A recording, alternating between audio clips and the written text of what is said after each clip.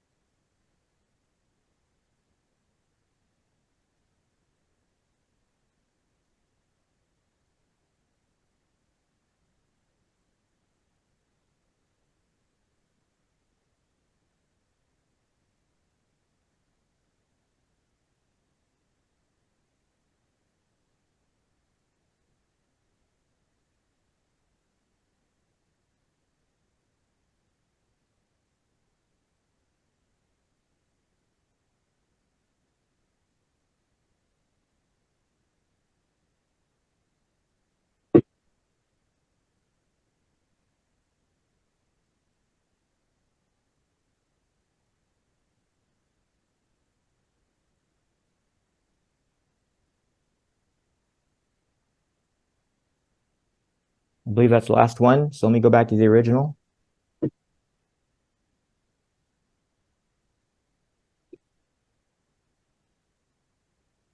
Okay, Barbara, you're set. Okay, let me start off by saying, in general, I really enjoyed looking at these images. The quality overall is just really excellent. So I don't feel like you guys need a whole lot of, crop the basics. And I've judged for you before, and you've probably noticed I do tend to nitpick even the good images. And part of the reason is that some of these images are so good, you could enter them in places like Black and White Magazine or Spider Awards or Color Awards. And the competition is fierce there. There are thousands of images that these judges look at. And if you think about how people judge, they'll judge a bit on creativity, originality, things like that, impact, but they'll also judge on technical qualities. And sometimes the tiny little nitpick is what is the difference between two absolutely fabulous images. So just so you know, a lot of my comments are nitpicking, and a lot of these images I would be thrilled to call my own. So with that, I'll get started on this first image with the bike. I really liked how the bike is actually coming toward you rather than away from you, going into the town. And it does also kind of work well with the title of Away From It All. I think the contrast is very nice, and the composition is it's really fantastic. Do you want to do in or out, or just go through them? We can no longer do in or out. Okay, good. All right, good. We don't do it anymore. Just a minute. I got to get back to where I was. I don't know what.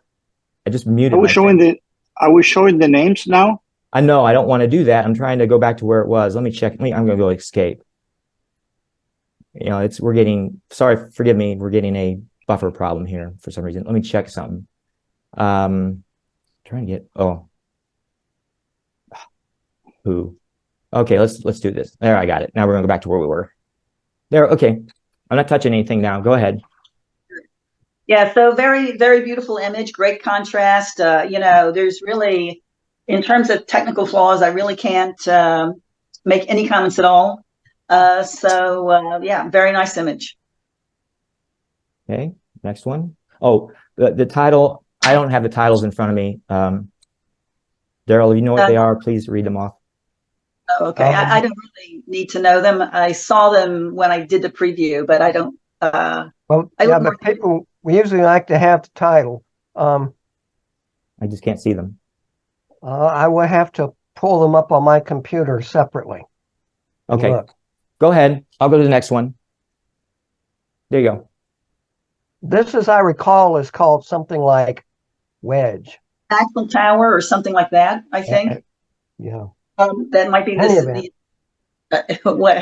might be the Axel Towers. I really love the geometry of this.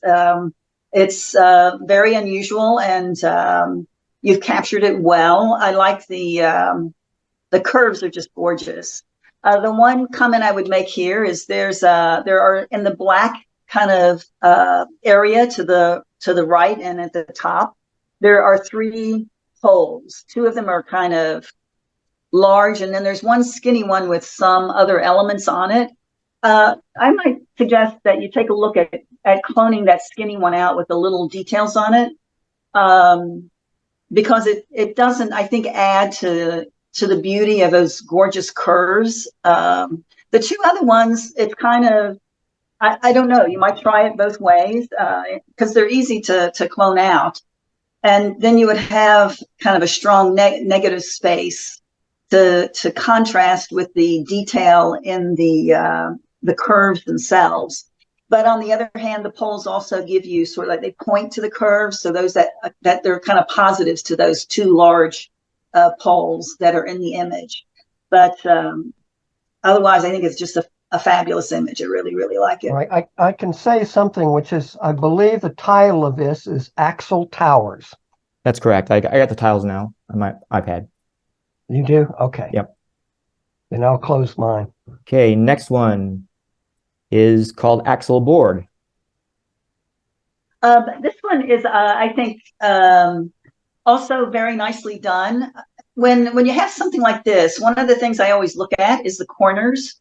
And if you notice, the lower left corner and the upper right corner are that black little triangle is perfectly proportioned in both of those. And to me, that is an indication that the photographer thought very, very carefully about how they composed and cropped this image. And I like, it adds a balance to the image that is very subtle, and a lot of people wouldn't notice it, but it does have, I think, an emotional or impact on how you view the image when you see sort of that beautiful symmetry. I like the offset kind of circular center of it. That gives a lot of dynamic quality to it. You know, contrast is excellent. Again, just a very fantastic image. All right, the next one is titled Elevation. This one is, I love the kind of the brooding quality of the sky on this one. And you've printed it a little on the dark side, at least it's how it's showing up on my computer. I'm wondering if you wanted to kind of play on that quality of the clouds that are so brooding. And if you did, you might want to try to increase the contrast to kind of add more power to the skies. I think the composition is very nice. One of the little details that I like is this farm implement that's kind of on the horizon on the right side. It's sort of, it kind of adds a little accent to the image, because for the most part you would focus on the barns, but then you see this I think it's a sprayer of some type maybe, and it draws you in because it made me look, and at first I thought it might be a train, which would have been an interesting kind of complement to the image as well, but the fact that it's actually a farm implement I think makes a lot more sense. So it's that little detail that I think that adds quite a bit to this image as well. And like I said, the only suggestion I might make is to play around with the contrast a little bit to see if a more dramatic image might give you the voice that you were looking for in this image. Because I think the sky is what probably really compelled you to photograph this. All right, next.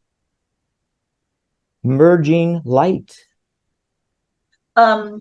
This one has this gorgeous center curve, and then the lines on the plant itself, particularly in the area that's out of focus, have this nice, beautiful, complementary curve. It echoes the main stem, the main curve in the image, and I think that's a very beautiful element in this image.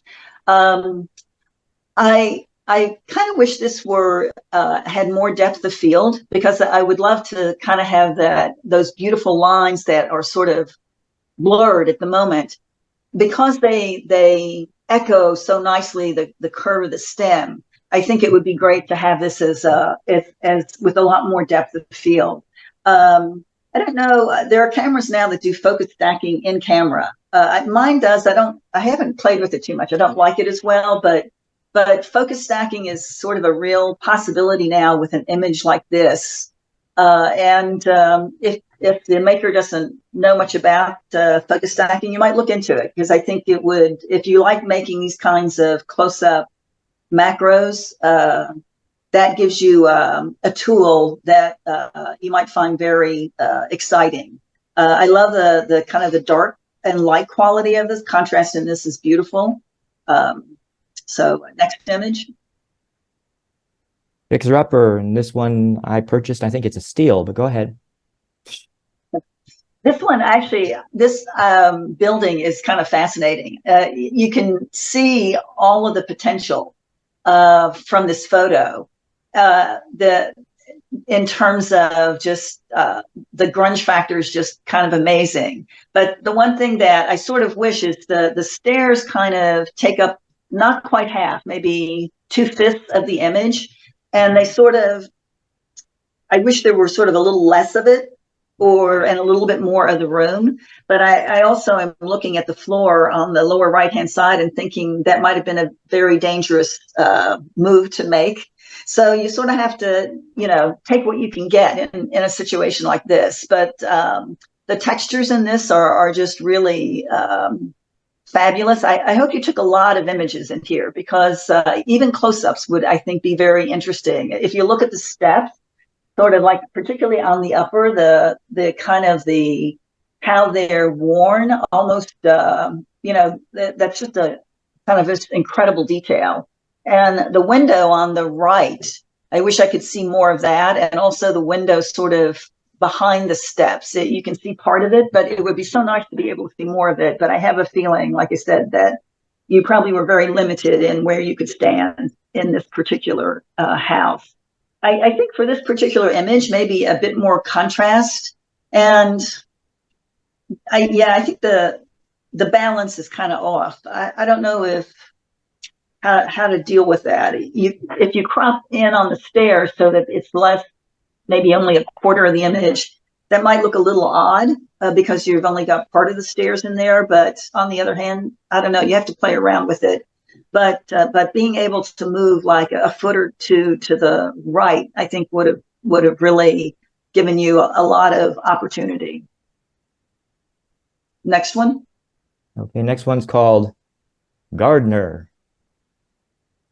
I think this one, the lighting is very nice on this one, and I think you've got her posed quite nicely. I love the sort of the textural detail in her shirt. I think is kind of very appealing, and you have just her jaw. You really can't see her eye. You see a little bit of her nose.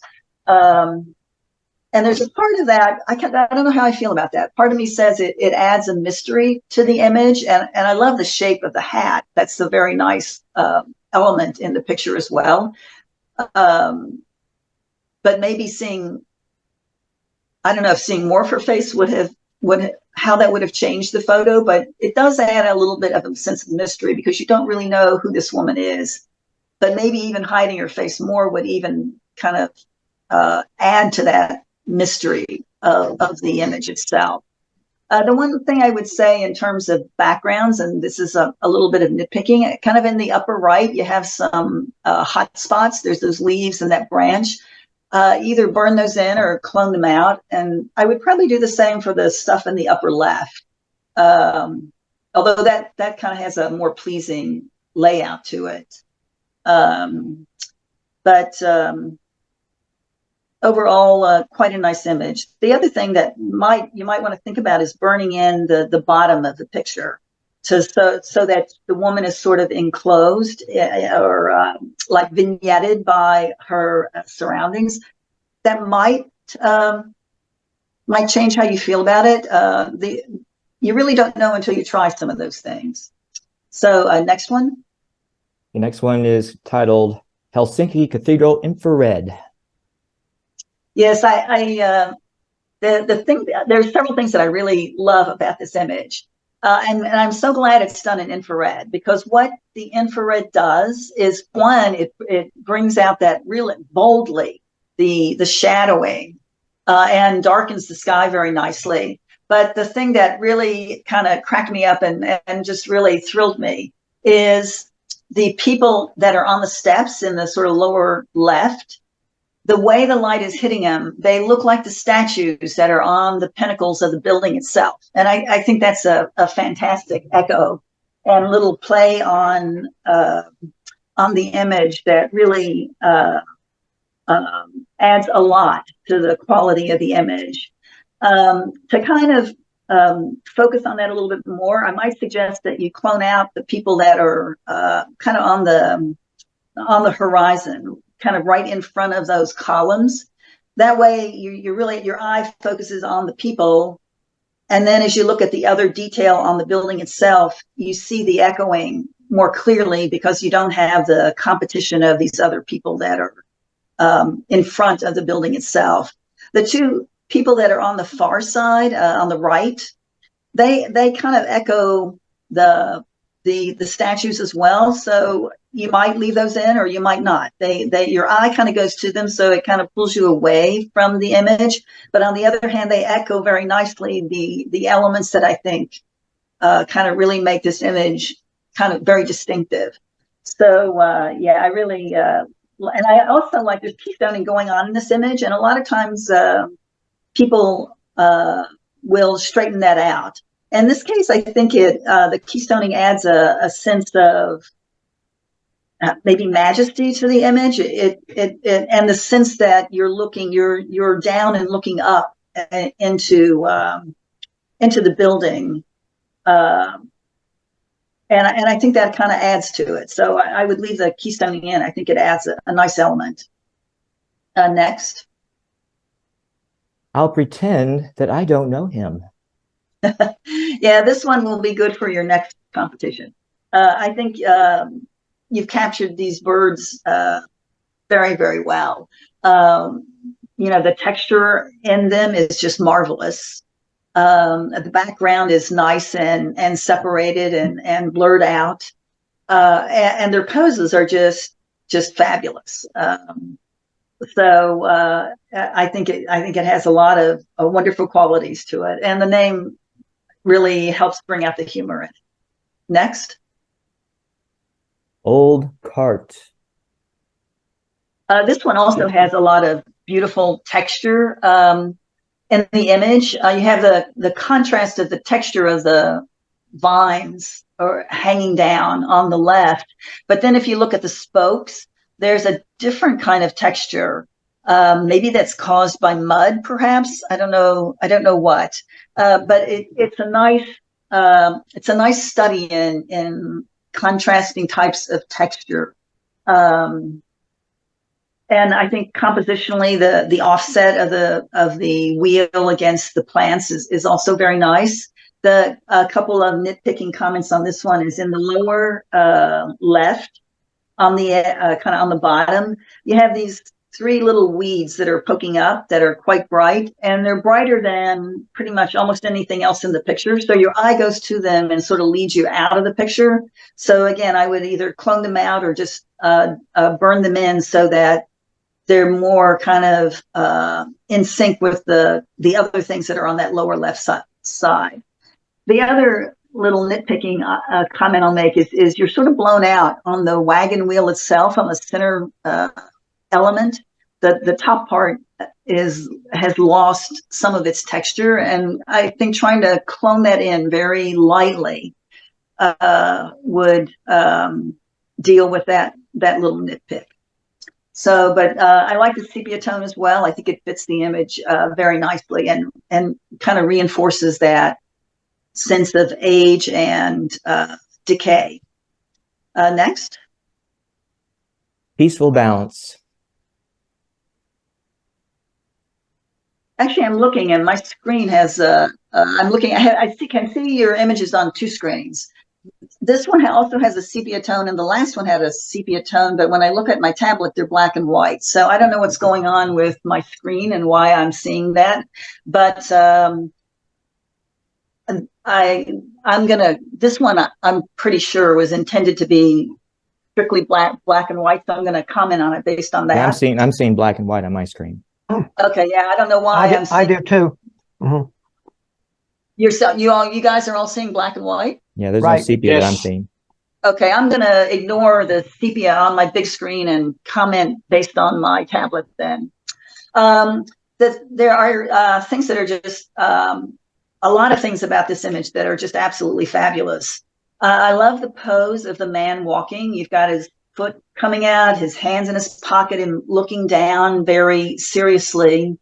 So I think you've captured the person very nicely. The only thing that I kind of wish is if he were 2 steps further along and his silhouette would be against the white wall and not kind of broken up by the window that's behind him. That's the one thing that I would say I wish I would see differently. But what I love about this image and what I think is really spectacular is if you look up above the man and kind of even crop like slightly above him, this kind of repeating elements of side viewed windows, I think is just very beautifully captured. It almost looks musical in terms of like musical notes, in terms of the variety and how there's space kind of going up and down. And I think that's just that in and of itself is a gorgeous picture, with or without the man walking in the street. But I think that kind of background just really adds a lot to an image where you're focused on kind of a lone person walking down the street. It's just such a perfect background that it just really enhances the image a lot. The only suggestion I may make on this image is you have the top of the arch where it's the bar straight across. That kind of feels maybe slightly out of place to me. So again, you could clone that in with just the wall to the left and to the left of it, or even crop maybe there. But on the other hand, I don't think it kind of detracts significantly from the image either. I think the beauty of that kind of those slanted windows, I don't like anything detracting from it basically. And that's kind of, that your eye will go to that. And I think that's probably not the part of the image that just really would thrill people. But yeah, beautiful image. Next. Okay, the next one is reacting for balance. Reaching for balance, right? Sorry. This one I think has also a lot of beautiful kind of textural complements in it. The tree branches themselves, the tiny little branches, are just beautifully lit and very delicate, and they contrast very nicely to how the clouds are also very delicate and very very delicate. And they sort of complement each other. They're very distinctive types of patterns, but they're also very complementary in the feel that they evoke. And so I think that's kind of very nicely seen in this image. The one nitpick I would make about this image is sort of the hill that's on the left side of the image. You kind of lost some texture there. And it appears just slightly brighter than, say, the right-hand side, where at the same distance. So maybe trying to clone just a little bit of detail in there, or darkening that down a little bit so that it's kind of tonality more even with the right-hand side. I think that would allow your eye to focus more on the tree and sort of the details, and go less to the white spot that's there. The other way you could handle that maybe is you could crop some of that left off as well.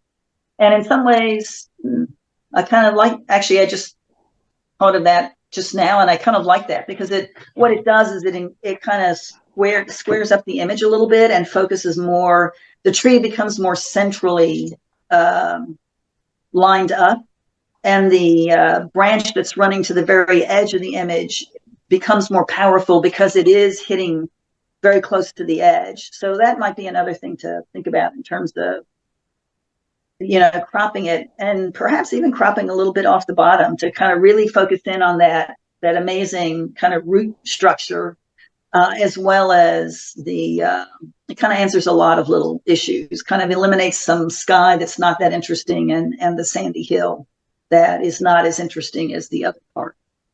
But very nice image. Next. Rotunda. This image, I think, is so beautifully designed and captured. One of the things, the symmetry of the rotunda is something that you've captured pretty much perfectly. If you look on the left-hand side and on the right-hand side, where that kind of large circular ceiling element, you've cropped it exactly to the edge of that, and in exactly the same place on both sides. Also, at the top left corner and the top right corner, that kind of square element that is the corner, they're perfectly matched. And that doesn't happen by accident. That's not something that shows very clearly the intent of the photographer to make that happen. And it's like I said, a lot of people might not notice some of these subtleties, but I think the kind of that beautiful, perfect symmetry of an image like this, even if you don't kind of verbally see it or, kind of analyze it and look at it, it just creates a sense of perfection and a sense of just everything is just right. That makes this image work as well as it does. The only little nitpick on that one is there's a little hot spot in that upper left-hand corner, and that's an easy thing to just clone over. But other than that, I think the image is just fantastic. The lighting that you've captured on the columns, at the top of the columns, is beautiful. The textural of the floor, it's just a really fantastic image. Okay, silence before the catch. I love the simplicity of this image. You've captured the pose of the fisherman very nicely, and his net is kind of just, again, silhouetted very beautifully, as well as the very simple shape of his boat. The thing that I think really adds a tremendous amount to the mood of this image is the fogginess of the background. And as I looked more at this image, I noticed that kind of the tip of the boat on the right-hand side also has a bit of that fog covering, which made me look a little bit more at the fog. And it also comes down on the sides and in the front, so that the fog effect is kind of vignetting the fisherman. And I think that adds that sense of vignetting and enclosing a subject, adds a lot of peacefulness, serenity to the image, and I think it adds it does a lot for the image. The one thing that I'm curious about is, as I looked at it, particularly the fog in the front and on all the tip of the boat, I kind of thought that's probably not how fog actually is usually seen. Like, usually you see fog more in the distance, and in front of you it's more clear. So that could be something that you've put in Photoshop, which as far as I'm concerned, I don't care if it was natural or if it was something that you added. And in some ways, if you added it in Photoshop, it just shows a level of seeing the image and wanting to extract the feeling that you felt, more so than just kind of accepting, well, fog was there and that was it. I think if you, the one thing that I would say though is, anytime if you, and like I said, I don't care if it's manufactured or if it was in the picture. This is an artistic picture. It's not about reality. The one thing is that kind of gave me a hint to look at the fog more carefully was the fact that the tip of the boat was fogged in a little bit. So if this is sort of a Photoshop thing, you might want to consider kind of getting rid of, kind of making the boat stand out completely and not have the tip of it fogged. And kind of the only reason to do that is, the more subtle you can make additions in Photoshop, the better, at least in my opinion, because then people aren't looking at, oh, how did she Photoshop this or he Photoshopped this? They're looking at just reacting to the image itself. So that's my only nitpick on this one. I think it's, like I said, the mood is very powerful and beautiful, and the serenity of it is just fantastic. Next. Okay. Spice Bush Swallowtail with Friend. This one made me chuckle. And again, this is a great one for your next competition. It's a fantastic capture. The butterfly is captured. He's tack sharp pretty much all the way through. It's a great pose of the butterfly. And then to have this little bee right at the tail, it's just wonderful. It would make anybody smile, I think. I think you also did a great job in blurring out the background. You see some patterning, but it's very subtle, and it doesn't. And the subject is clearly separated from the background itself. So I think this is again, it's another marvelous image. Next. Alrighty. Next one is. Let me get this. This one's called Taj Infrared. Yeah, I'm a big fan of infrared because I love sort of how crisp things can appear. And it can actually, the nice thing about infrared is that you can shoot in the middle of the day and the shadows and harshness of the light actually works with you rather than against you. So you might start your day with your regular color camera and then flip over to the infrared when the light is not good for a regular color camera. But for this particular image, I think, the things that really drew my eye in and kind of got me excited was the Taj itself, but also the reflection of the Taj in the pool. That reflection is almost perfect. And in terms of how still the stillness of the water in the pool. And I think those are the elements, hopefully, I think those are probably what the maker of this image saw as well. So what I might suggest is you don't really need the flowers in the front. They sort of, your eye goes to them and kind of takes you away from that beautiful reflection. There's a lot of people on the sides and there's a lot of people everywhere, but kind of cropping more of that out and just really focusing on the Taj and its reflection in the pool, I think is kind of where the power of this image is. So a much tighter crop would be something I would suggest. You probably didn't notice this when you were taking it, but it's something to think about. I was talking about sort of the symmetry of some of the pictures like this. And the Taj is, if you move so that and you might not have been able to do this, but if you move so that you're in line with whatever those are, the leading line, then the Taj is more centered. Of course, in that case, it probably, that line of things in the middle of the pool would kind of interfere with the reflection. So maybe this is a better choice, actually. But it's something to think about when you photograph. I would take several versions of something like this just to have the ability. You don't always notice it until you get home, playing around with subtle changes in your composition. So again, the infrared's very nice on this one. We'll go to the next one. Alrighty. Take Me to Church. This one also has that element of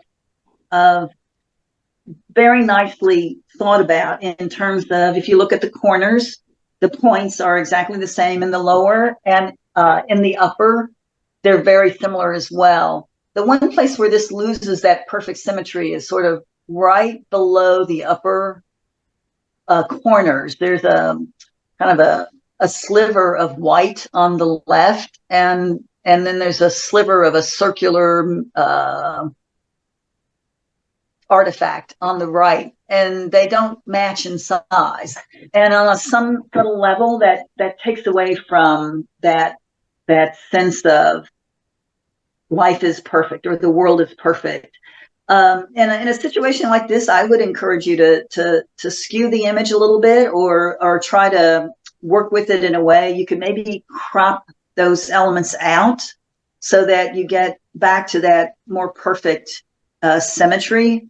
But I can see that you really got it almost perfect, except for that one little spot. But so it's a very, very nice image. And again, that is nitpicking like crazy, but hey, that's, like I said, if you wanted to enter this in black and white or some other competition, those are the kinds of things that I think might make the difference between an image that gets overlooked and an image that might get an honorable mention or a placement. So lighting on this is absolutely beautiful, and the lines are gorgeous. Next. Okay. Wow, look at that. I think you've captured the expression of these two children very, very beautifully. But the one that's, pointing with her mouth open, that's just, you can't get any better than that. But the other little girl is this kind of the supporting person, and she's actually posed very nicely too, because her eye follows the finger point of the other girl. And her posture is kind of leaning forward in anticipation. I think the two of them, just their interaction is very, very wonderful, and the lighting on them is very nice. I think where this image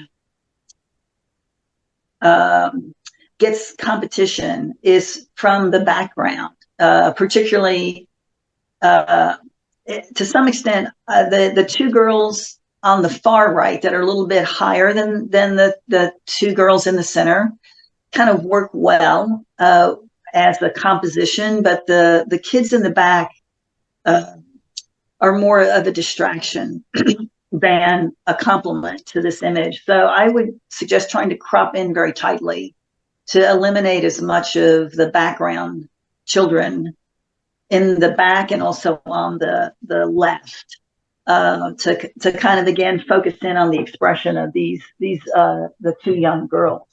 But very nicely captured. Even the serious expressions of the two on the right are very nicely done. So next one. Oh, I'm sorry. I forgot my own rules. Okay, forgive me. I've been doing this for so long, I forgot. Okay, thank you. Thank you, Barbara. Without you, I wouldn't know what to do here. Appreciate it. Okay, let's do a run through. Here we go.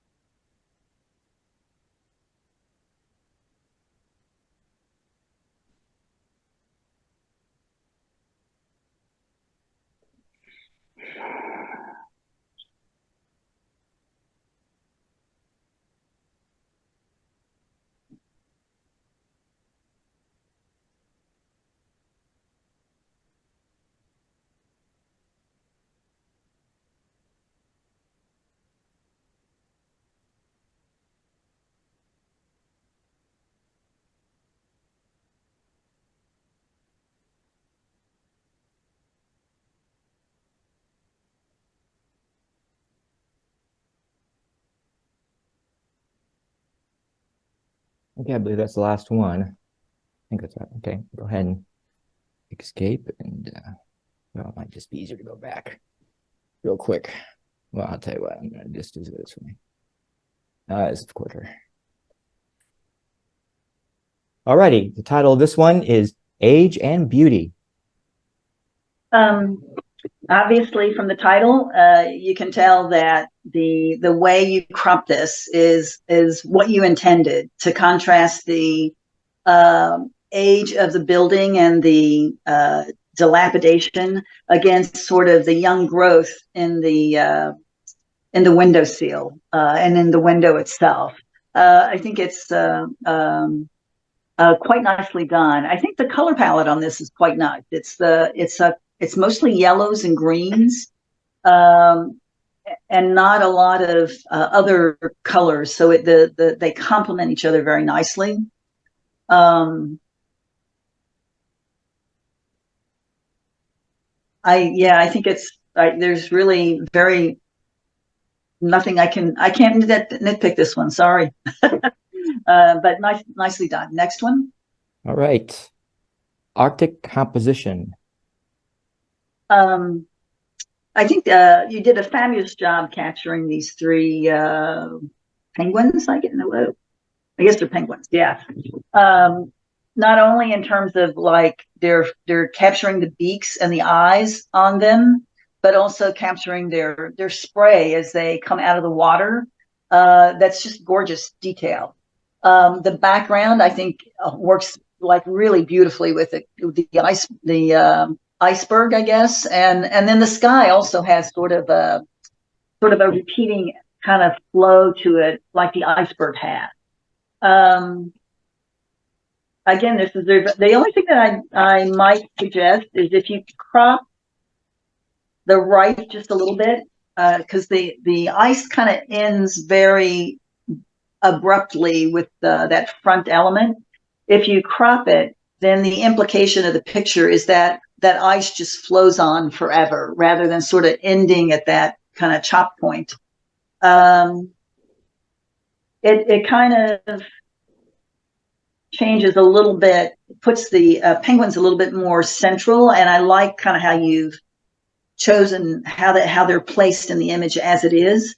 So that's kind of a trade-off. You have to think about what kind of which is more important to you, sort of the placement of the penguins or sort of that creating that feeling of continuous ice.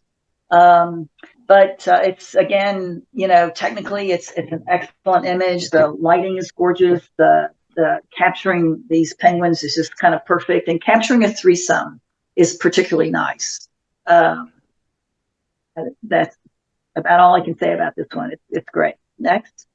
Okay, next one is Bay Sunset.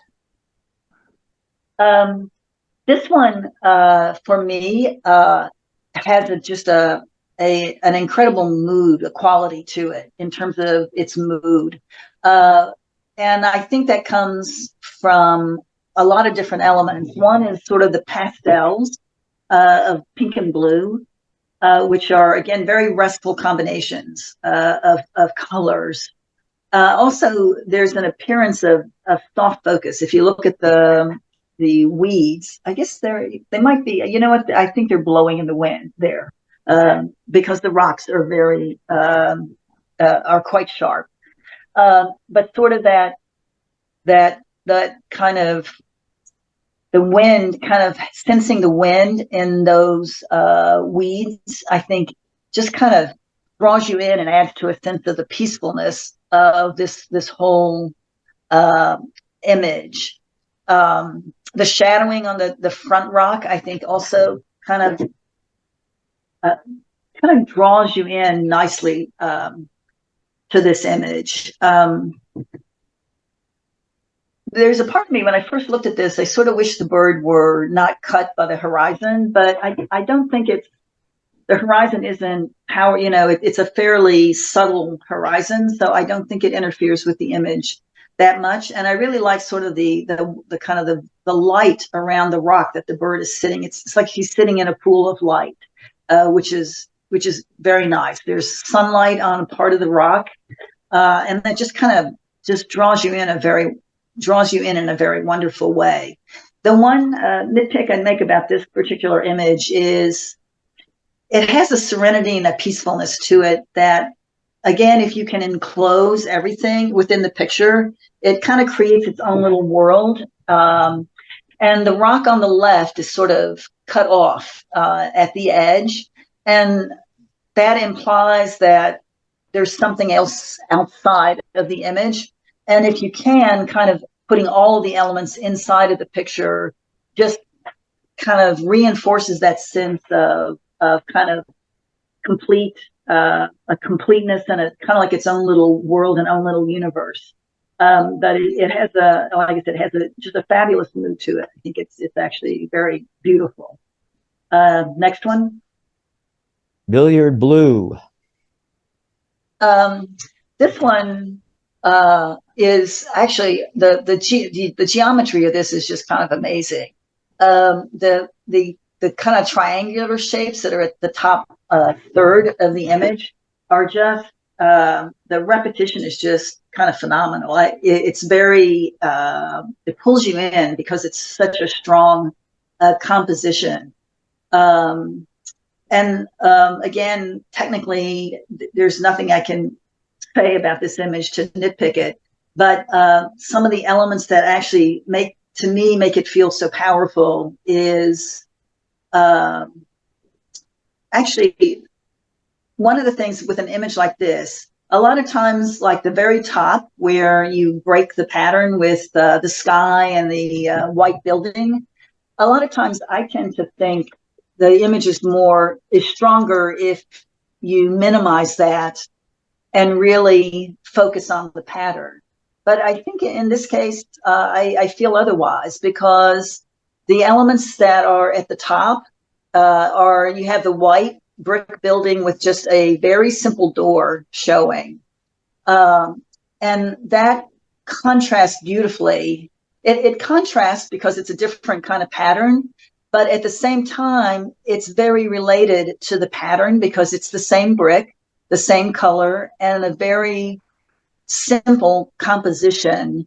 So that even though the element contrasts with the pattern, it also is related to the pattern. And I think that, like if it were a different kind of building and there were signs on it or the color was different, it would feel like a distraction. Instead, it feels like it just points to how beautiful the pattern is itself.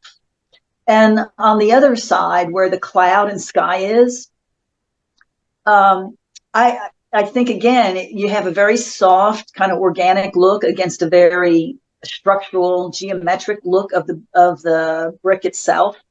But on the other hand, the cloud and the sky is blue and white, and this building structure is also blue and white. So so that element has an element of contrast, but also an element of similarity that allows these kind of disparate elements at the top to really kind of reinforce the image. So, and it's very hard to find. A lot of times when you do patterns, it's very hard to find that kind of supporting contrast that also echoes the pattern itself. So I think that's just a very fantastic quality of this image, and I think it's very powerful. Next one. Okay, next one. I think Alexa just said something I didn't want her to say. Okay. Birth. The shape of this leaf is just like really beautiful. That nice curve, and the lighting is very nice on it. The one thing when I looked at this one, I wondered. This is probably how you shot it, but if you turn it so that it's a vertical, I think the form becomes more powerful. It becomes like a long curve, kind of leading, particularly if you make the point of the leaf coming down so that the larger part is at the bottom. I kind of looked at it both ways, and I actually think that just the shape is more compelling if you did this as a vertical, even though that's not the way you probably saw it in nature. This image is somewhat about nature, but it's also about form and shape. And and I think you enhance the shape by turning it kind of as a vertical. And I would suggest looking at it either way, because kind of one where the leaf is at the top versus one where it's at the bottom, they kind of give a different uh, suggestions in terms of how you think about them. So I think very nicely done. If you do kind of do that, what I might suggest is sort of, particularly on the bottom edge right now, there's the lightness of those leaves kind of compete with the shape of the main leaf. So burning them in, it's kind of interesting that they're sort of purplish or bluish in color, whereas the rest of it is green. You might try to tone that a little bit so that it's green and that it fades more into the background with the other background pieces. And of course, the same goes for the upper right-hand corner where you have a lot of light. I would darken that in, and also maybe try to add a little bit of the green color to have the background more fade more into the background. But beautiful texture on the plant itself and beautiful lighting. I think it's the shape is very well seen. Next one.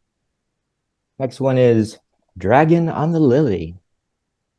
This one, this one is so beautifully tack sharp. I mean, you've captured him fantastic, and the kind of seeing his little feet and his eyes so well kind of defined is fantastic. I have a friend who's into bugs right now, and he does it all handheld using focus stacking in his camera. And he gets amazingly sharp, head to tail images. And I don't know if this was done with focus stacking, but it has a little bit of the feel of that just because it's so, you've captured so well the detail of the dragonfly. There's a little bit of blur in the wing, but that could be attributed to actually movement rather than depth of field. And I have a feeling that it probably is more movement than depth of field in this case. But I love also that that he's on this lotus. You've captured sort of that very nicely, and the background I think works exceptionally well because there's that kind of that purplish tone and greenish tone in the background that complements the flower and the leaf of the lotus very nicely. And then what sort of just adds icing on the cake is that the circular pool where maybe a stone has been dropped into the pool. The only thing I might nitpick on this image is, in some of the backgrounds, there's little dark spots, like right next to the lotus, to the right of the lotus, and on the edge of the screen on the right, and a little bit on the left at the top of the lotus. Those you could blend in a little bit more so they become a little bit more blurry, and the background becomes a bit more uniform. But those are like tiny little nitpicks. So overall, again, a really beautiful image. And the contrast of colors here is also kind of fabulous. You have this magenta and you have this green and blue of the dragonfly itself. It's just marvelous. Okay. Next. Love and Daggers. Sounds like a true crime podcast to me, but Love and Daggers is the title. Yeah, I didn't see the title of this, but the hearts come out so clearly, and of course the daggers are just so obvious that the title is kind of perfect for this image. The one thing that I would suggest on this one is you have a lot of detail here, and the daggers come at you very quickly. They're very obvious. The heart shapes are a little less, you see them kind of secondarily. And I think in part it's because there's so many of those heart elements. So one thing I kind of wondered is if you crop maybe some of the top so that you're focused on fewer of the heart elements, that might allow kind of people to identify them and see them more clearly, more quickly. it also kind of cropping the top eliminates that sort of bright spot in the background at the very top. And you could also burn in the bright spot that's sort of in the very center of the picture, just so again that your eye keeps focused on the hearts and the daggers. The other element that's sort of really beautiful in this image is the texture of the stem itself. It's a beautiful contrast to the other elements in the picture. So again, very, very nicely done. Next one. Montour leaves. This one of the things that just is very well seen in this one is the quality of the delicacy of the rust patterns and the delicacy of the dying leaves. So the kind of that rust peeling, I guess is what you would call it. They echo each other very, very nicely. And I think that's kind of what makes this image work as well as it does, is the contrast between life and basically inanimate objects, but how they can mirror each other in texture and in how they in shape. Again, the little nitpicking on this one is I think the leaf at the very top that's sort of half in the picture and half out. I would, again, anytime anything crosses an edge like that, it tends to lead you out of the picture or imply that there's something else out there, and you want the eye to stay inside the picture. So kind of cloning that out, I think, would just make the composition just a little bit cleaner. The other thing is there's the tonality. If you notice, the lower part, kind of the bare wall in the lower part, is lighter than the rest of the rusted metal. And I think possibly burning that in might allow your eye to go to the plants and the nuts and the detail of the rust a little bit better, because there's not a whole lot as much going on at the very bottom of the picture. So possibly burning it in might add just a little extra to the image. Next one. This one's called Uxera. This one also has a very peaceful feel to it. And I think a lot of that comes from sort of it also has that pink and blue coloration that's very soft and very, very calming. But you've also captured the water very nicely. It's very silky, but there's enough kind of little detail in there to really draw your eye in. You've got two nice kind of C curves in here. One is the water itself, but also the rock behind it forms a nice, repetitious C as well. And I think that kind of strengthens the composition as well. I like how the water is really kind of flowing right out of the lower right into the lower right hand corner and out of the image. That's sort of like perfectly located in the composition. It's a very, very nice image. Next one. Rust Bunny. This one also is going to be a great one to put into the humor. I think it's actually, you know, the location of the bunny on this rusted fence is part of what adds to the humor. But I think what really makes it special is how the bunny is posed. And I don't know if you played around with it or if this was a found one, but he's kind of sitting a little sideways, which is a little kind of comical. But then his ear placement is perfect. He's got one that's sort of straight and the other that's sort of flopped. And that just adds to that sense of jauntiness of the bunny himself. And if you look, there's actually a kind of a stitched on smile on his face, which I think is just adds to that quality of humor and joy that you get out of this picture. So very nicely done. Next one. Senegal Nights. This one is it's very difficult to photograph performers, musicians performing. And one of the things that struck me immediately is I looked at the placement of his hands, And hands are also extremely difficult to pose in a graceful manner. It's not, it doesn't happen on its own. And you've captured his hands, I think, beautifully. They're graceful, and they kind of reinforce sort of the harmony of the music that he's making. I think it's just it really is a large part of what makes the image. One of his hands is a little soft from movement, and I think that's okay in this case because it kind of implies the movement of the music as well, and I think it works with the image. The other thing that I like about there's two other things that I like about this image is one is you've captured this beautiful rim light around his head. That's kind of this orange reddish rim light. It really, I think, adds a beautiful quality to the image, and the image is kind of cast in purple, which is also, I think, an interesting element of the image.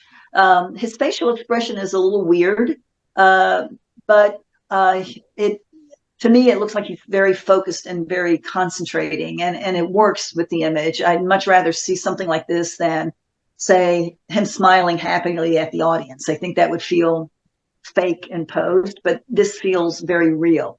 So again, a very difficult image to capture and very nicely done. Next one. Sunset on the Bay.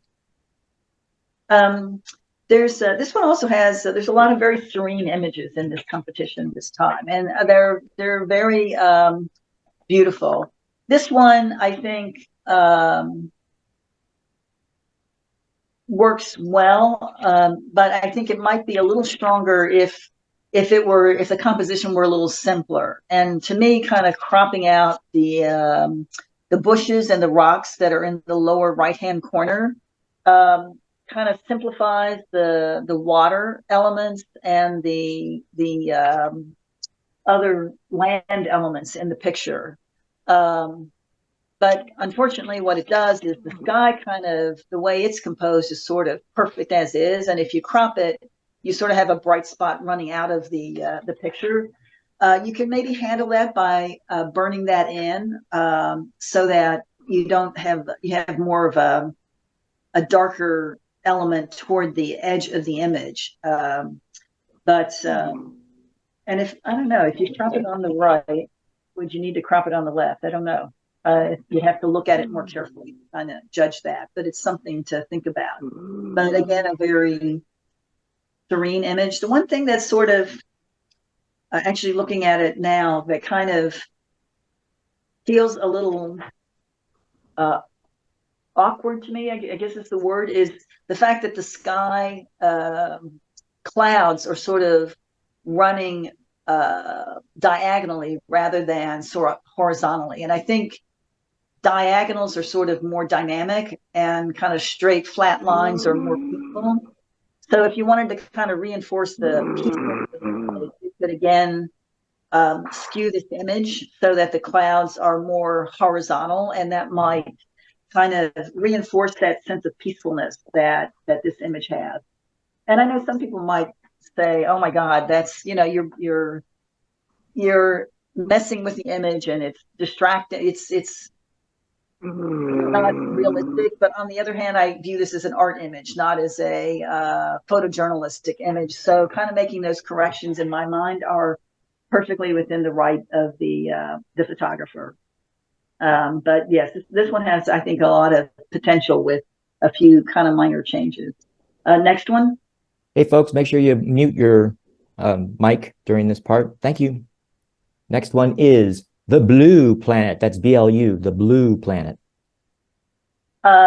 This one, I love the sense of curves in this one, because a lot of times when you look at architecture, it's all diagonals and straight lines. This one, I don't think there's a straight line in this whole image, and that's what I think makes it particularly special and unique. The softness and kind of curves are generally kind of associated with a feminine side, and I think that that comes through in this particular image.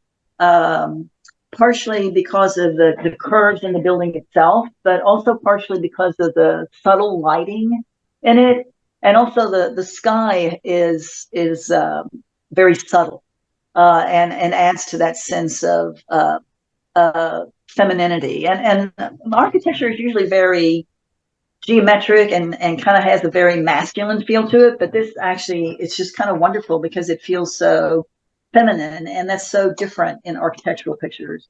The only thing that I might suggest from a balance point of view is if you crop a little bit off the right. I was thinking crop to the shadow, but that's too tight. Just a little bit might kind of balance it. But on the other hand, I like, now that I've said that, I like how that long line occurs, and cropping some of that out may take away from the image. But yes, it's a very wonderful image. Next one.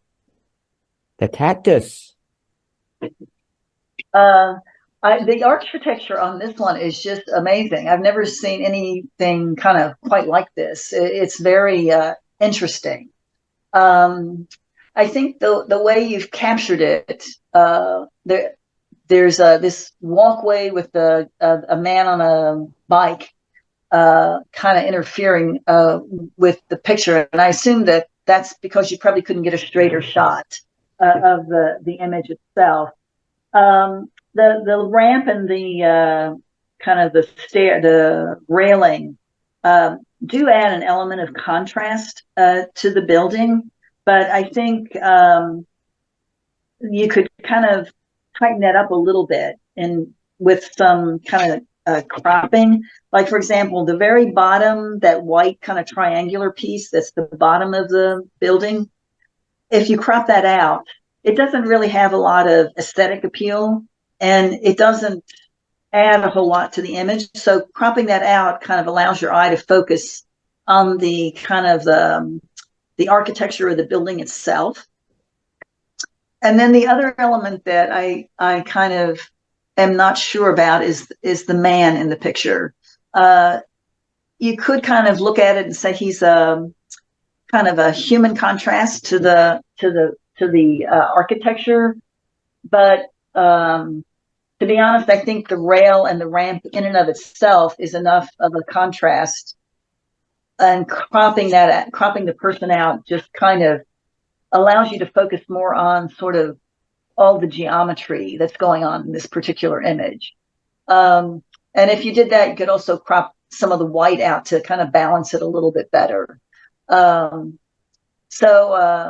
it's it's a very amazing building, I have to say. Next one. The Elegance of Time. The Elegance of Time. Sorry. I think the title on this one, the person mentioned that it is a composite, and I would say it's composites are extremely difficult to do well, and I think this is technically done quite nicely. It's not just kind of how you kind of crop around the dancer. It's also how the lighting is hitting her, with how the lighting is happening in the building. And it seems that the lighting is coming from like maybe from a skylight or something, and it seems to integrate well enough that the elements work nicely together.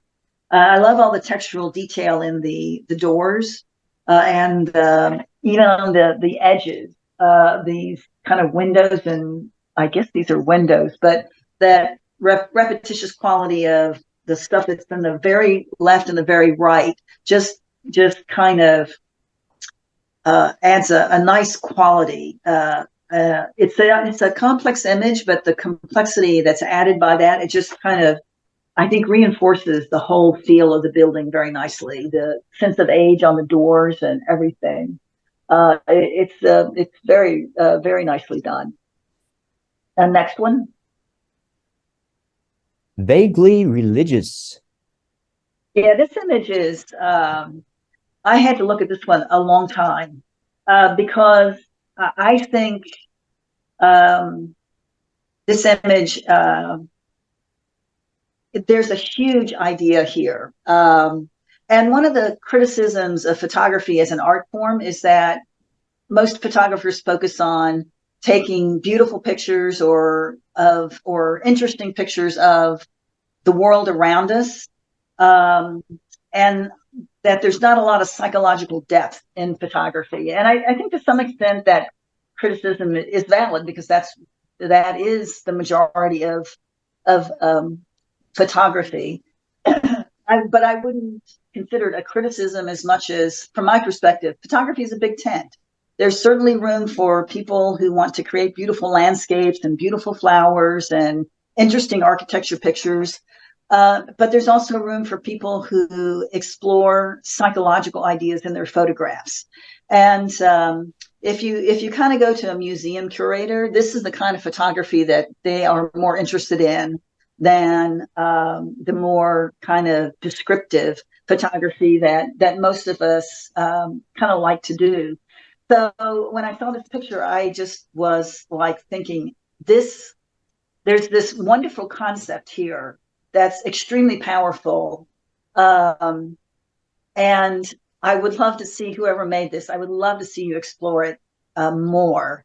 Because what I think, you used the term vaguely religious, and I'm assuming that the reason that you said that is because of the two women at the top of the picture look kind of like nuns. But I don't know if you, and you know, photographers in general, we're not very verbal, we're visual. So it's hard for us to talk about more psychological elements in photography, but this one has just a ton of elements that reinforce that idea of vaguely religious. Part of it is the two nuns, but also the fact that you've aligned the three women kind of in three levels. So there's an implication of levels or stairs. And when you think of stairs, you think of ascension and you think of ascending to heaven, basically. So there's that kind of psychological element that's in this picture. The other thing that kind of, I think, adds to that is, of course, the white walls. White is associated with God and religion, but white's also associated with hospitals. And the girl in the very front, to me, her clothing vaguely looks like scrubs. So that kind of implies a hospital setting. And maybe she's a doctor that's attending to a patient. So again, you've got this religious emphasis on life and death. That's a subtle symbolism in this. The thing that doesn't kind of work with that is her hair is not sort of a medical professional style.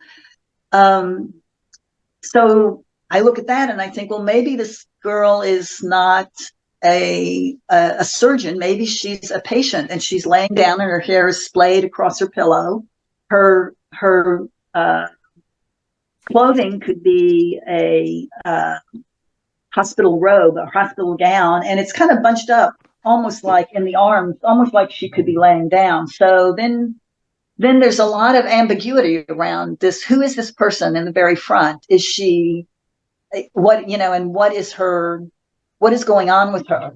And the ambiguity, I think, adds a lot. Like, I think it would be less wonderful if this woman had like a professional hairstyle and she looked more like a surgeon, because you would just say, oh, she's a surgeon, and you would move on. But in kind of looking at her and going, she sort of looks like maybe a surgeon, but she sort of looks like a patient too, maybe a patient that's dying, perhaps. What it does is it requires the viewer to engage in the photo, because there's some detail that implies certain things, but there's a lack of detail to kind of define it cleanly, and that makes the viewer engage in the photo in a way that doesn't necessarily happen that often. So the ambiguity is very, very nice, I think, in that front person. The one thing that kind of feels very undeveloped to me is the relationship between the three women in the picture. They're kind of stacked horizontally, which is a very kind of geometric arrangement. And these are humans, though, and it would be, I think, there would be more power and kind of areas to explore if they were kind of posed in a way that implied some kind of relationship between them. And by that, for example, if you take the woman that's in the middle who's looking out of the picture, if you moved her over to the right, so that when you look at her, you think, is she looking at the girl in the first level, or is she looking beyond the girl? It again raises questions about what's going on between the people, and it's an area that just adds to some of the depth that you could get from an image like this. When I first looked at this image, the top of the image was cut off a little bit by the viewer I was using, and all I saw were hands. And the first thing I thought about are those the hands of God? Because, because of the religious kind of themes that are floating around in this image.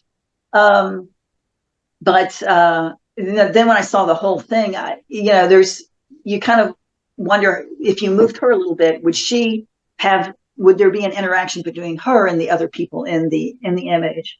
So I guess the comment I want to make on this is there's a rich psychological element in this photograph that maybe whoever photographed it may not have consciously been aware of, but you were subtly aware of it on some level because you called it vaguely religious. But there's a huge amount of potential in this. And the one thing I would say about an image like this is it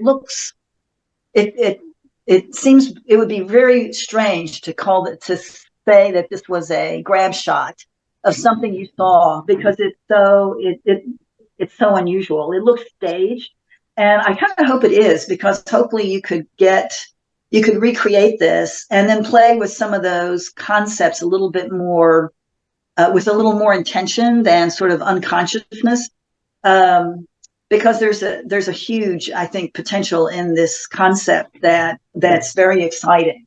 It's the kind of thing that a museum curator would be interested in seeing. So it's very different from a lot of the images that we typically see in camera clubs, but I'd like to encourage the person to pursue it, because I think it's got a lot of potential. The one thing I will say, if you do decide to pursue it, this isn't the kind of thing where you set it up and you photograph 10 or 15 pictures. You'll have to take hundreds, because the psychological elements, we can't sort of engineer them in. You sort of see them sort of after you take them, and you develop them as you photograph over and over. So this would probably require a number of sessions to kind of get to images that have the kind of potential or have the power that I see that's potentially in this image. So I know I spent a lot of time on this image, but I think it's educational to kind of think about different ways to photograph. And like I said, I hope the person who photographed this will pursue it, because I think it's a marvelous, marvelous, rich, deep concept, and a kind of a very different path to take as a photographer. So next one. Last one, When in Rome. This one, I think, has a nice sense of joy about it. And I think what makes it work in particular is the little girl that's in the back seat. You don't see the faces of you see the back of the boy's head, and you see the side view of the mother, but you've captured her face very nicely, and she appears to be sucking on her thumb, which conveys a sense of insecurity or whatever, and it just kind of adds an emotional element to the picture that I think just makes it work beautifully. I love the fact that you've captured them very sharply, but there's a nice motion blur in the background that just adds to the sense of that feeling of motoring down the highway, so to speak. You've also vignetted the edges, which I think is important, again, to kind of enclose the image.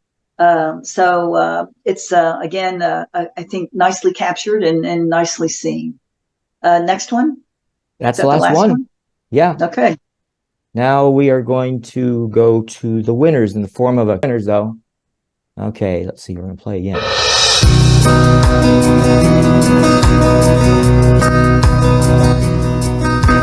Sorry. That is,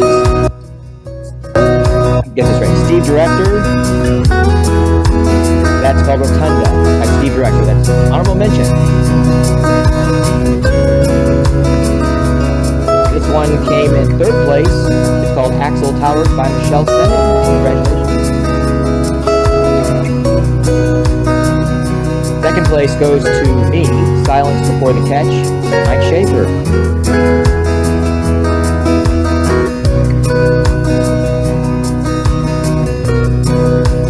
First place goes to me, Peaceful Balance by Mike Schaefer.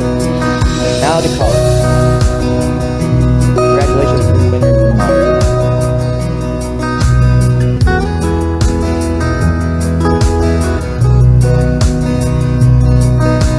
Honorable mention, Vaguely Religious by Mark McElhaney.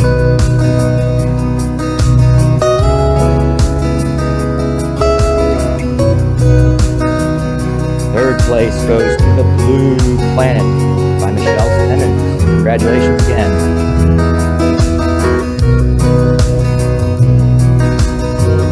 Second place goes to the Director.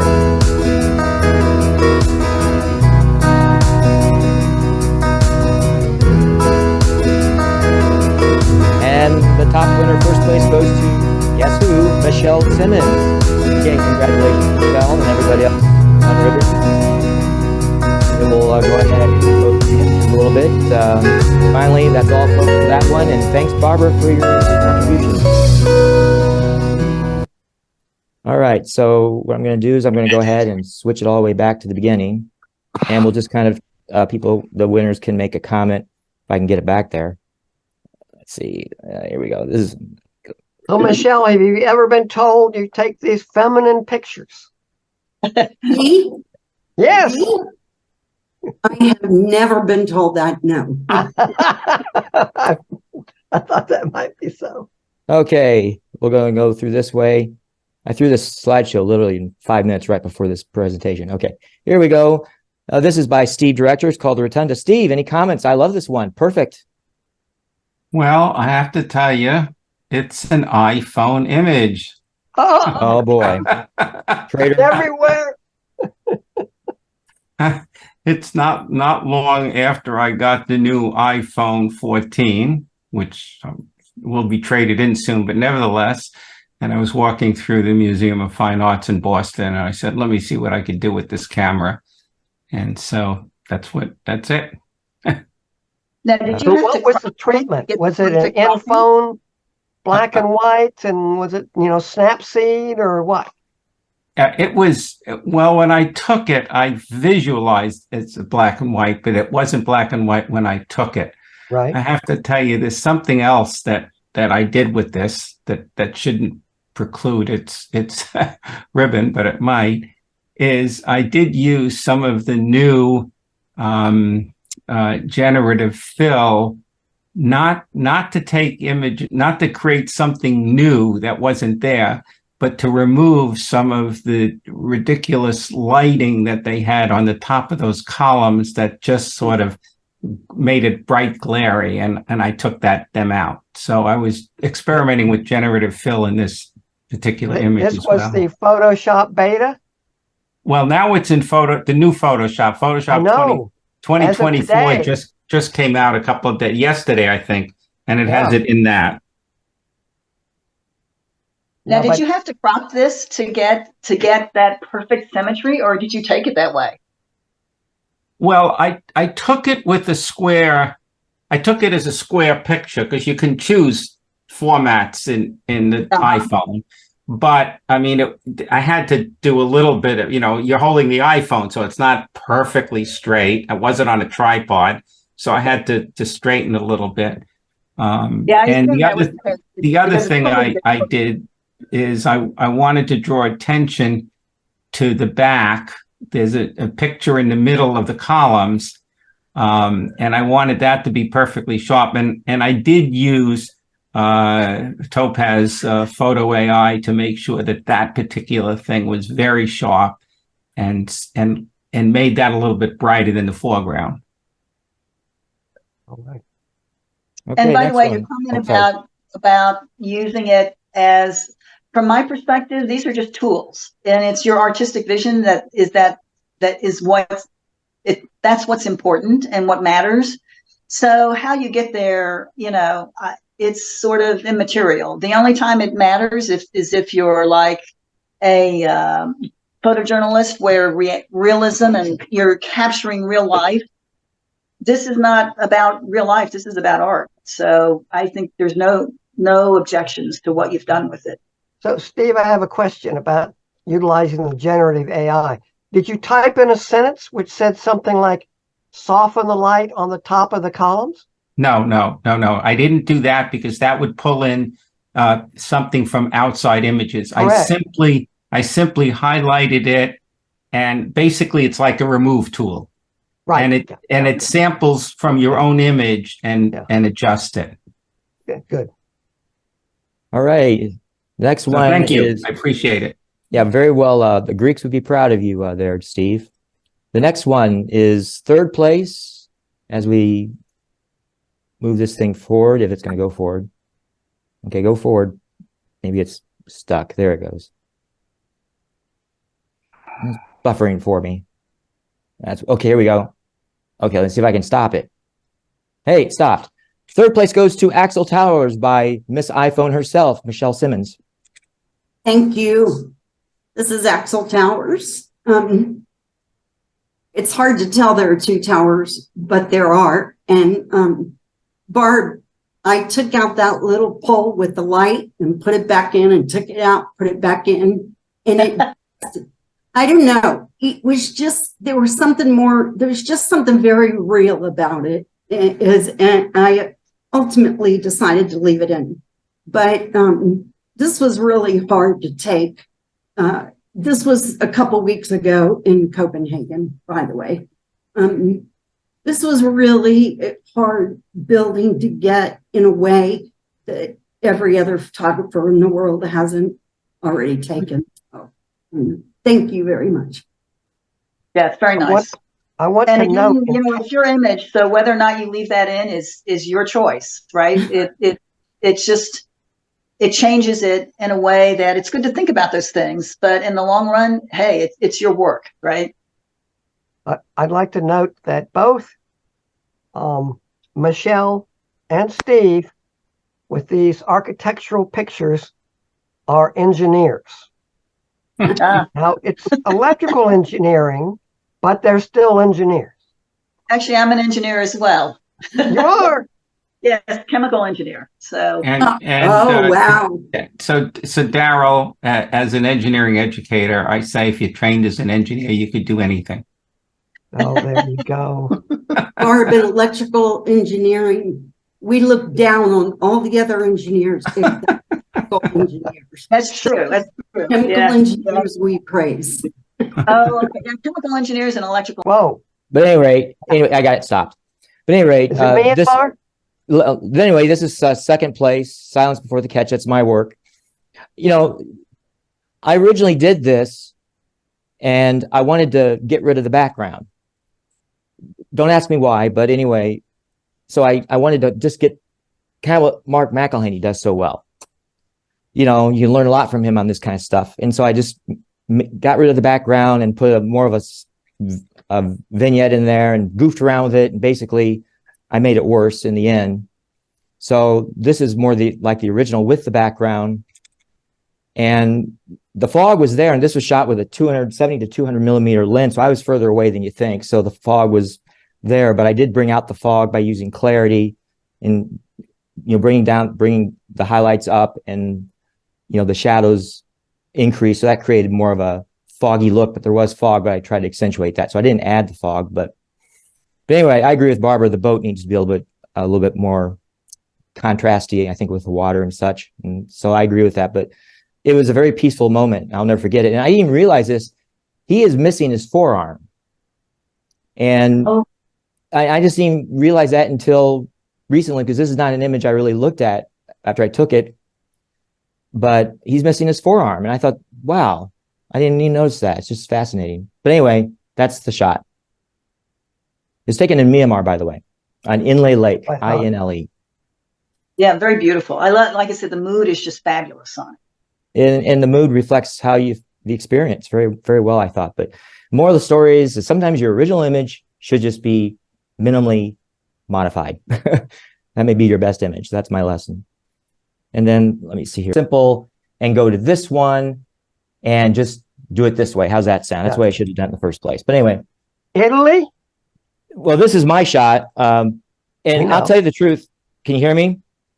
Okay. Yes. Yes. I am very surprised this got a ribbon. I'm surprised I did as well as I did black and white, but it's always pleasant when you get a ribbon. I love this shot, but this was taken on Arcos de la Frontera in Spain in 1992 using film, using a Nikon N2020 camera. And I used a 24 millimeter Nikon lens with it. And it's just, I love this street. So I stayed in Arcos de la Frontera like 3 nights, really got to know the little town. It's a hill town in Andalusia. Yeah. South of Seville. And it was a wonderful place to be. No tourists, really, none. And I love this street. So I just sat there and waited for the right person to get into the frame. But Barbara nailed it. I noticed the patterns of the windows. I didn't think of them as notes. So kudos to her for making those wonderful metaphors. But I love the architecture, the simplicity of it. The scene was simple. I was just waiting for the right person to walk in it. And there he was. And of course, back then, this is a one-shot deal. I didn't shoot multiple shots. It was a one shot. You're done. It's on film. You hope you got it right. And it came out just perfect. So, but I was very happy with it. I've always had a deep affection for this photograph. Very simple. I got very excited when I took it. But again, in the old days, and when you're on a budget, you get one shot, you break the exposure right, and that's it. So I'm very happy that it did so well. I'm glad Barbara liked it. Mike, was the original on color film? Yeah, it was originally using color film. Yeah. Back then, I didn't start shooting black and white until I joined this club. I never shot a black and white hardly ever, other than in high school when I had no choice, until I joined this club. So all my travel shots, which I have thousands of them, are all colored. So on film, a lot of them. So this was taken on film, probably using 200 Kodachrome. That's, wow. But yeah. But the wide angle lens, that 24 millimeter Nikon Nikkor lens, is fantastic lens. It's just, it's not AF or anything. It's old lens, and it's just great lens. And so what I did was, I used the hyperfocal point, the old-fashioned way to get depth of field. I wanted everything to be depth of field, use a 24 millimeter lens. So I pre-focused using the hyperfocal point on where I wanted anyone who was walking this way to get it. So I knew he'd be sharp when he hit that spot. So I was just waiting for the right person to show up. And that's why he's looking down. He didn't mind his picture being taken, but he was kind of a little shy, but he kept walking. So anyway. All right. Okay, next one is color. And we're just going to get to the winners. We'll have people make comments on it. We'll just do it this way. So anyway, like I said, honorable mention for color goes to Vaguely Religious by Mark McElhane. He's not here.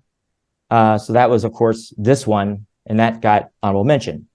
I'll email Mark and let him know. Listen to the recording. Awesome. Yeah, I'd love to know if this was staged. Yeah, it's like I said, it's hard to believe it's a capture. Knowing Mark, I doubt it's staged. Really? He's a street photographer. Oh, okay. Yeah, I'll let him know that you might want to know that, and maybe you two can. We're all going to want to know. That'd be great. He'd appreciate that. Yeah, hopefully he should listen to my comments, because I really, really would love to see him pursue the concept. Yeah, I'll let him know you like to talk to him about it, and encourage him to listen to the recording so he can hear your comments beforehand. Next is third place. Congratulations, Michelle Simmons, The Blue Planet. Thank you. Where's it taken? The Blue Planet. It was a couple weeks ago in Copenhagen. Oh, yes. It's their aquarium, and I photo shoot with one of the principals of the Royal Danish Ballet.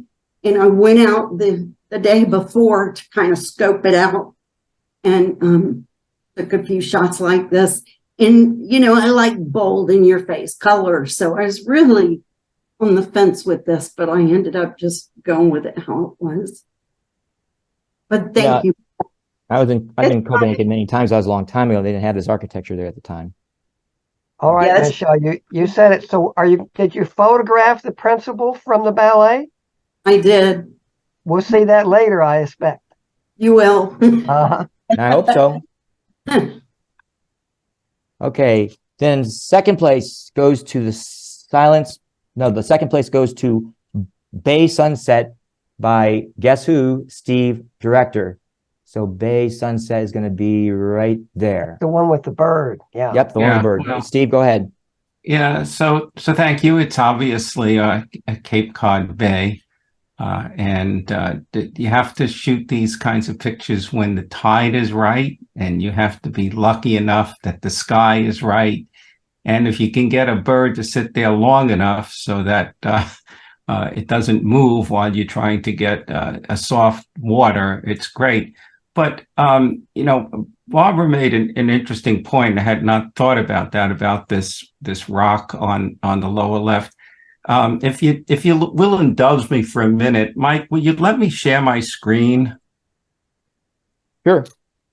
Yeah, let me go ahead and do that. Let me go to participants. Is this Go a to- vertical this is the- crop from a horizontal image? No, actually, it's not a crop. I didn't crop it. That's the kind of the way it was. But I want to show you something. If Mike lets me do this. Yeah, of course I'll let you do it. I'll be a nice guy and let you do it. I'm making you a co-host. That will allow you to. You have to say That's fine. Okay. yes. I want to make him. No, there you go. it's. So let's I got see. you set.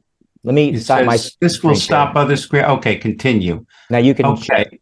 You're So can you see this image now? You got to share screen. I'm sharing screen. No. I don't see anything. You yet. see, Oh, No, it's not coming you through. see your let's name. see. Oh, I'm sorry. Let me No worries. share. This is we've had this problem before when you let me share my screen. Okay, can you see Oh. this image? Yep. Yes. Oh, there it is. Okay. So you see what I did over here? That was generative expand using Oh, using Okay. the new generative expand in Photoshop. yeah. Now there's an action that you have to get to make sure that the resolution is right, but I won't go into the details. But I didn't do anything but expand it on the left and hit generative expand, and it filled it in. Now Now you did that while we were doing just I recently. did that right after you said you wish the rock was there. I said, all right, I could do that. And there it is. So maybe it would have gotten first place now, but no, that's not the point. I just Michelle wouldn't allow that one. wanted you to encourage to experiment with some of these other tools. They're really, really cool. So All right. Steve, So how do I you don't know feel if I about- like.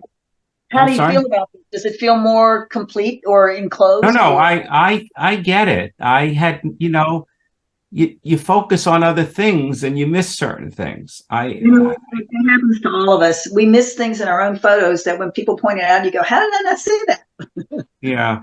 so Steve, is this a 'Cause plug-in? I was or really is it part- focused on the bird. I'm sorry.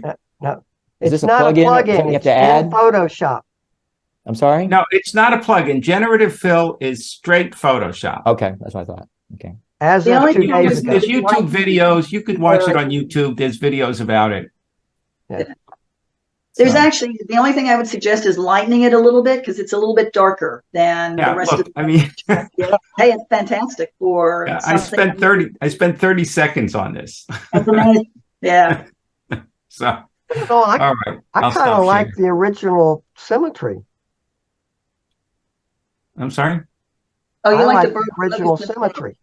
Yeah, well, I mean, I could move the rock now too, but There. nevertheless. Move the rock. And first place goes to, man, this screamed Michelle Simmons. I knew it was hers off the top. But anyway, go All ahead, right, Michelle. Great shot. It's blue and white. So is it Is it Denmark again? It is I took a train 3 hours outside of Copenhagen just to see the Lego house. Oh, yes. Oh, this is a Lego house? Yeah, this is the Lego house. I spent an hour there. I met an Instagram friend. We've been friends on Instagram since I started doing this like 3-4 years ago. And I just met her for the first time. And then we drove out to the Lego house and it was awesome. I loved it. Didn't go inside. That's not fair. It wasn't there when I was there. They didn't have the structure. Yeah. So 3 hours out there on a train and spent an hour there and took a train 3 hours back, and it was worth it. And Barb, you mentioned the cropping for me was a nightmare. I must have gone back 50 times I tried everything, and that's what I ended up with. So. It's, usually, like I said, usually with a pattern piece, I like to crop out stuff like that, but this works because it's coherent, but also an interesting contrast. It works very nicely. yeah, I thought And there's Barbara's probably critique images was like that work right that way. on. I've got a question about this Lego house. So these are not little Legos. These are large Lego facsimiles. Yes. That door up there is to scale. It's a real door. Yeah. Right. It's a human sized. Right. There's a lot of Now- waiting around to Yeah. wait for all the kids to leave. Because Yeah. I Yeah. remember that. Do you know Lego, the corporation, has until recently been like one of the leaders in economic activity in Denmark. But it's been replaced. They now have a business which is capitalized at higher value than the entire rest of Danish manufacturing. really, It is a pharmaceutical company which has rolled out the new weight loss drugs. Oh, called Wegovy and Ozempic, trade names. Yeah, Mhm. another weight loss drug that will be like the other There- ones in the past. No, it works fantastically. It was Mm. originally for people with diabetes, and it Question. also decreases cardiac problems. Unexpected. The only I think it's overrated, Daryl, but that's my professional opinion. I know. The only problem is nobody knows how these things work. That's the problem. But anyway, I'm skeptical about it. But again, that's what I do. So, but yeah, but always side effects, that If- may or may not show up. yeah, it's too good to be true. Usually, it's not true. But anyway, hopefully, it's better than the old ones. But anyway, yeah, that's it. Congratulations to everybody. I appreciate it. And Barbara, I must say, I don't think we have a single judge that does a better job than you in terms of finding elements, making correlations of elements within the photograph, and just seeing things that most people miss, or making correlations with an element to something outside the photograph. You're really good at that. Your pattern recognition skills are very high. And it's obvious. You're very good at that. Yeah, Good. Thank you. Barb. Thank you, Barbara. You're very welcome. I like I said, the work is fun to look at when it's so good, That was as good as I've seen in recent years. That was great critiques. I think so. I agree. Top I think couple. the best. I see Wes Nolan is here. Must be driving, just drove up from Florida, probably.